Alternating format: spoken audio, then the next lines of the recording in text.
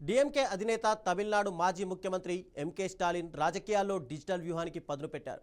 ఎన్నికల్లో social media ప్రభావం పెరుగుతుండడంతో యువతను ఆకట్టుకోవడమే లక్ష్యంగా ఒక కొత్త శక్తిని రంగంలోకి దించారు. అదే జెన్సీ డీఎంకే. ఇన్స్టాగ్రామ్, వాట్సాప్ లాంటి మాధ్యమాల్లో పార్టీ సిద్ధాంతాలను యువతకు చేరవేయడంలో వెనుకబడ్డామని గ్రహించారు. అందుకే ఈ డిజిటల్ లోపాన్ని సరిదిద్దేందుకు నడుం బిగించారు. ప్రత్యర్థుల డిజిటల్ ప్రచారాన్ని తిప్పికొట్టడమే లక్ష్యంగా యువతనే సైనికులుగా మార్చి సరికొత్త రాజకీయ సమరానికి నాంది పలికారు. ఈ డిజిటల్ సైన్యం డీఎంకే భవిష్యత్తును ఎలా మలుపు తిప్పుతుందో ఒకసారి చూద్దాం.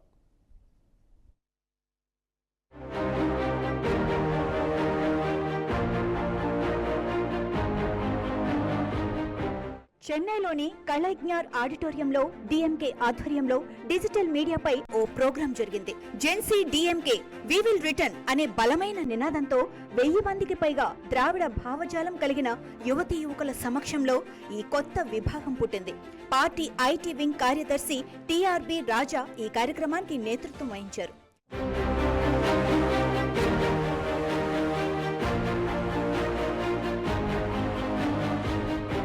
సోషల్ మీడియానే యుద్ధక్షేత్రంగా ఈ డిజిటల్ సైన్యం పనిచేస్తుందని డీఎంకే చెబుతోంది.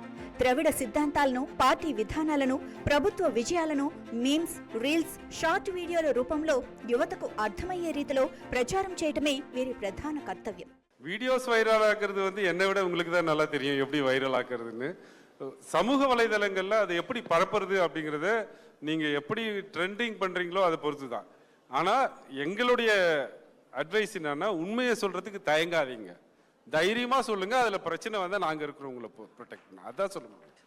என் கேள்வி என்னன்னா, நாங்க எக்ஸ்ல ஒரு டீமா வேலை செஞ்சுட்டு இருக்கோம். இப்ப எங்களுக்கு இப்ப அன்அஃபிஷியல் டிஎம்கேன்னு சொல்லிட்டு நாங்க எல்லாமே உட்கார்ந்துட்டு ஒரு பேசுறதா இருக்கட்டும் சரி, ஒரு ஸ்பேசஸ்ல பேசலாம்னு சரி, என்ன ஒரு விஷயம் நடந்தாலுமே நாங்க பேசுறதுனால எங்களுக்கு எல்லாருமே எங்க குழு சார்ந்த மற்றவர்களுக்கு பயம் என்னன்னா, ஏதோ ஒரு விஷயம் நடந்துச்சு, இப்போ எங்களுக்கு என்ன பிரச்சனை என்ன அப்படின்னா, ஒரு விஷயத்தை எடுத்துட்டு போய் நம்ம வெளிப்படையாக சொல்லும் போது, இல்லை அந்த ஒரு நியூஸ் கார்டு எடுத்துட்டு போயிட்டு சன் நியூஸோ இல்லை கலைஞர் டிவியோ இல்லை புதிய தலைமுறையோ தந்தி டிவியில் ஒரு நியூஸ் கார்டு எடுத்து போட்டாவே எங்களுக்கு த்ரெட்டனிங் வருது.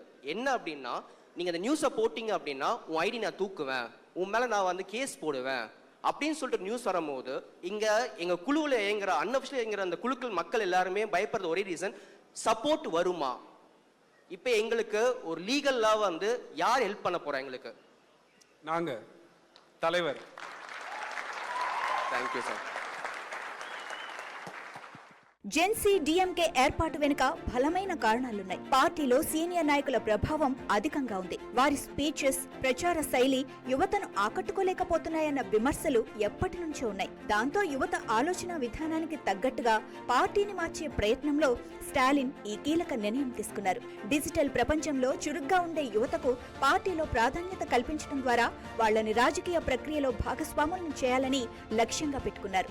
ఈ ప్రయత్నం పార్టీలోని పాత, కొత్త తరాల మధ్య వారధిగా నిలుస్తుందని విశ్లేషకులు భావిస్తున్నారు.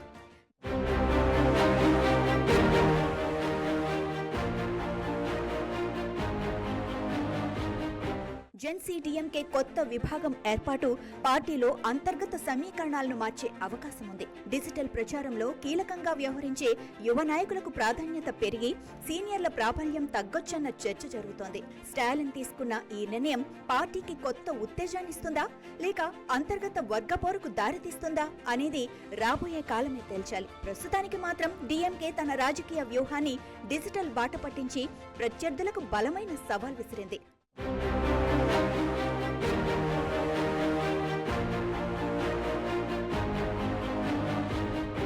ఈ డిజిటల్ సైన్యం కేవలం ఎన్నికల ప్రచారానికే పరిమితం కాదు. ప్రభుత్వ పథకాలను జనంలోకి బలంగా తీసుకెళ్లటం, అసత్య ప్రచారాలను ఎప్పటికప్పుడు తిప్పికొట్టడం కూడా వీళ్ల బాధ్యత. టెక్నాలజీని ఆయుధంగా చేసుకుని యువశక్తిని ముందుంచి డీఎంకే చేస్తున్న ఈ అడుగు తమిళనాడు రాజకీయాల్లో సరికొత్త అధ్యాయానికి శ్రీకారం చుట్టింది. స్టాలిన్ డిజిటల్ వ్యూహం ఏ మేరకు ఫలిస్తుందో, యువత ఓటు బ్యాంకును ఏ స్థాయిలో ప్రభావితం చేస్తుందో వేచి చూడాలి. ఈ జెన్సీ డీఎంకే రాబోయే రోజుల్లో ఎలాంటి సంచలనాలు సృష్టిస్తుందో అన్న ఆసక్తి ఇప్పుడు అందరిలోనూ ఉంది.